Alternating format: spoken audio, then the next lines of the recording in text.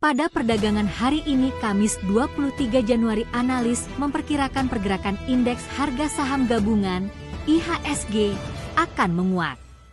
Berdasarkan data Bursa Efek Indonesia (BEI), IHSG ditutup naik 1,05% atau 75,30 poin menuju 7.257,12 hingga akhir perdagangan Rabu 22 Januari. Sepanjang kemarin, IHSG dibuka pada level 7.181,82 dan sempat bergerak ke posisi tertingginya 7.267,48. Tercatat, sebanyak 270 saham menguat, 307 saham menurun, dan 231 saham stagnan.